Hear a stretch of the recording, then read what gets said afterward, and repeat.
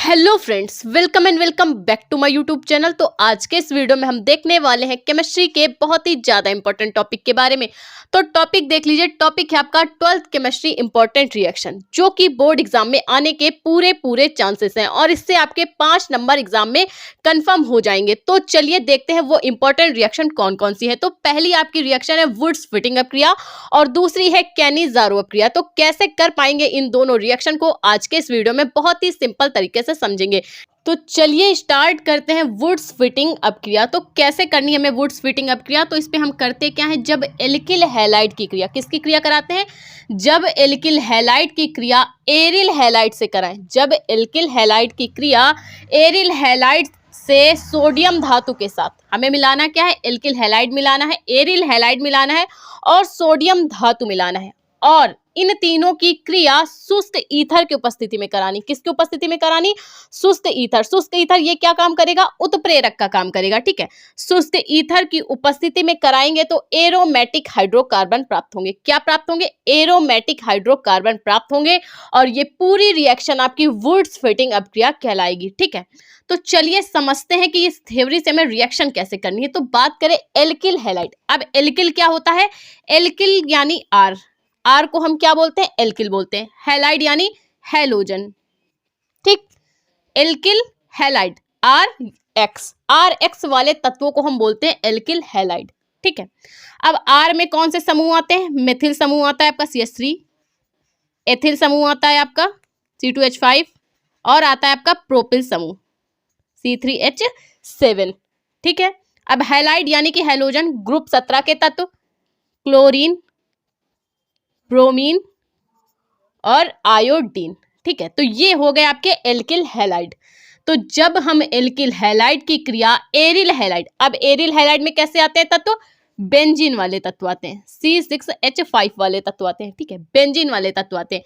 तो जब alkyl halide की क्रिया एरिल हैलाइड के साथ, किसके साथ और क्या मिलाना है? सोडियम धातु यानी Na मिलाना है। सोडियम धातु के साथ शुष्क ईथर की उपस्थिति में कराते हैं। किसकी उपस्थिति में? सूखे हुए ईथर की उपस्थिति में कराते हैं तो हमें एरोमेटिक हाइड्रोकार्बन प्राप्त होते हैं। तो कैसे प्राप्त होते हैं एरोमेटिक हाइड्रोकार्बन? तो रिएक्शन के माध्यम से समझते हैं जिससे आपको अच्छी तरह से समझ में आए। तो देख सकते हैं आप यहाँ पे हमने लिया है एल्किल हैलाइड। एल्किल हैलाइड, तो हमें एल्किल की जगह हम क्या ले रहे हैं? हम मेथिल समूह ले रहे हैं आपका CH3। हमने क्या लिया है? मेथिल समूह हम यहाँ पे CH3 ले रहे हैं। और हैलाइड में हमें क्या करना है? हम मान लीजिए क्लोरीन ले रहे हैं। हैलोजन वाले तत्वों में हम यहाँ पे क्या ले रहे हैं? क्लोरीन ले रहे हैं। तो ये आपका क्या बन गया? CH3Cl methyl chloride. ये आपका है मेथिल क्लोराइड। अब इसकी क्रिया हम किससे कराएंगे? Aryl halide. एरिल हैलाइड यानी बेंजीन वाले तत्व। ठीक है, तो यहाँ पे हम सिंपली लगा लेते हैं C6H5। क्या लगा लिया हमने? C6H5। अब हैलाइड यानी कि हैलोजन, तो जो हैलोजन हमने यहाँ पे यूज किया है वही हम यहाँ पे यूज करेंगे। यहाँ पे हमने क्लोरीन यूज किया है तो यहाँ पे भी हम क्लोरीन ही यूज करेंगे। तो यहाँ पे हमने लिया है मेथिल क्लोराइड और यहाँ पे हमने क्लोरोबेंजीन ले लिया है। अब इसमें हमें और क्या मिलाना है? सोडियम धातु मिलाना है। क्या मिलाना है? सोडियम धातु। तो चलिए हम यहाँ पे सोडियम धातु के 2 भाग मिला देते हैं। 2 भाग हमने सोडियम धातु यहाँ पे मिला ली है। अब उपस्थिति किसकी देनी? किसकी प्रेजेंट में करानी है? शुष्क ईथर की उपस्थिति में। किसकी उपस्थिति में?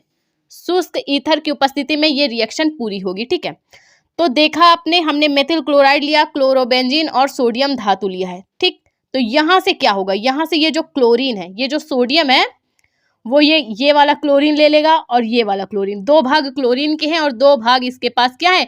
सोडियम धातु है। तो ये क्या बना लेगा? 2NaCl, सोडियम क्लोराइड के अणु बना लेगा। ठीक, अब बचा क्या?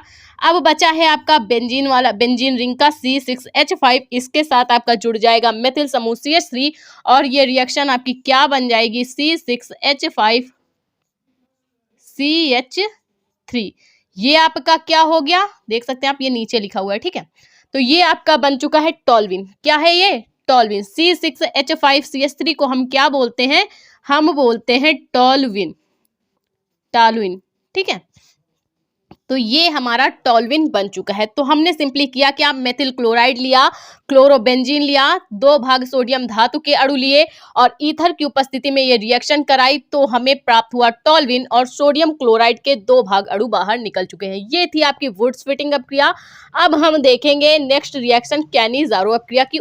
तो चलिए देखते हैं कैनिज़ारो अपक्रिया, इसको हमें कैसे करना है। ठीक है, तो इसके लिए हम करते क्या है, जब हम एल्डिहाइड की क्रिया क्या लेते हैं, जब हम एल्डिहाइड की क्रिया सांद्र क्षार के साथ कराते हैं, किसके साथ कराते हैं, सांद्र क्षार के साथ कराते हैं, तो एल्डिहाइड, जो हम एल्डिहाइड यहाँ पे यूज कर रहे हैं, देख सकते हैं आप, जब हम एल्डिहाइड की क्रिया सांद्र क्षार के साथ कराते हैं तो यही एल्डिहाइड इनका अपचयन हो जाता है और ये अपचयन इनका हो के ये क्या बना लेते हैं, एल्कोहल बना लेते हैं। एल्कोहल यानी कि शराब, वाइन वगैरह ये सब ये बना लेते हैं। जब हम एल्डिहाइड की क्रिया सांद्र क्षार के साथ कराते हैं तो इन एल्डिहाइडों का हो जाता है अपचयन और ये अपचयित होकर एल्कोहलों का निर्माण करते हैं और ये पूरी रिएक्शन आपकी क्या कहलाती है, कैनिज़ारो अपक्रिया कहलाती है। क्या कहलाती है, कैनिज़ारो अपक्रिया कहलाती है। ठीक है, तो चलिए स्टार्ट करते हैं इसकी रिएक्शन। तो इसके लिए हमें क्या करना है, एल्डिहाइड आप कोई सा भी ले सकते हैं, चाहे फॉर्मल्डिहाइड ले लीजिए, चाहे एस्टल्डिहाइड ले लीजिए। ठीक है,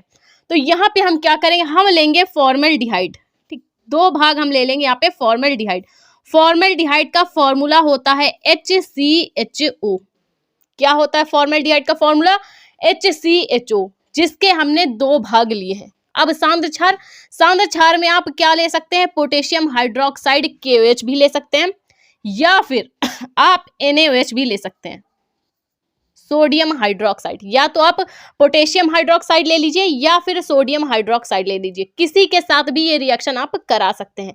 तो हमें करना क्या है, हमें यहाँ पे लेना है एल्डिहाइड और एल्डिहाइड की क्रिया जब हम सांद्र क्षार के साथ कराएंगे तो इन्हीं एल्डिहाइडों का अपचयन होकर ये एल्कोहल बनाएंगे। तो चलिए देखते हैं, यहाँ पे हमने लिया है फॉर्मल्डिहाइड। अब फॉर्मल्डिहाइड की क्रिया हम किसके साथ करा रहे हैं, सांद्र क्षार NaOH के साथ करा रहे हैं।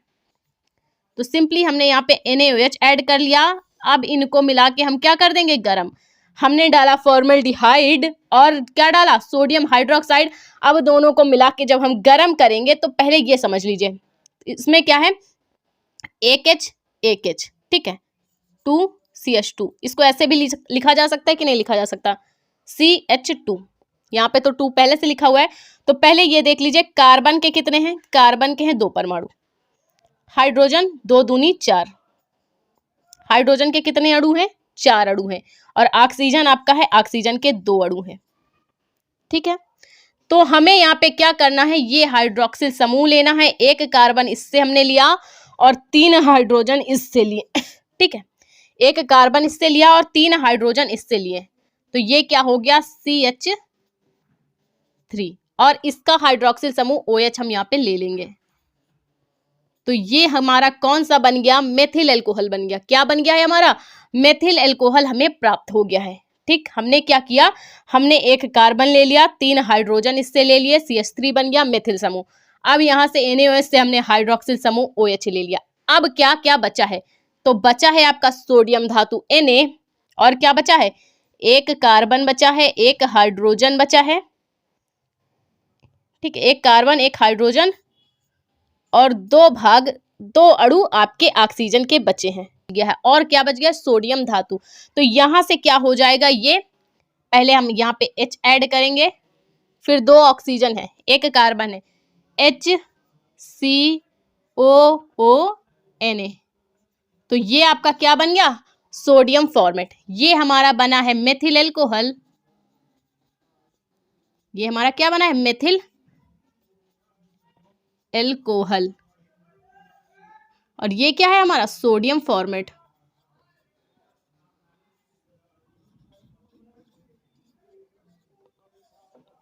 तो देखा आपने कितनी आसानी से हमने एल्डिहाइड की क्रिया सांद्र क्षार के साथ कराई, जिससे ये जो आपका है एल्डिहाइड उसका क्या हो गया, अपचयन हो गया और इसने क्या बना लिया, एल्कोहल बना लिया, और हमें मेथिल एल्कोहल और सोडियम फॉर्मेट के अणु प्राप्त हो गए थे। 2 most important reaction, Wurtz Fittig अपक्रिया और कैनिज़ारो अपक्रिया। आई होप आपको समझ में आई हो तो प्लीज वीडियो को लाइक और हमारे चैनल को सब्सक्राइब करें।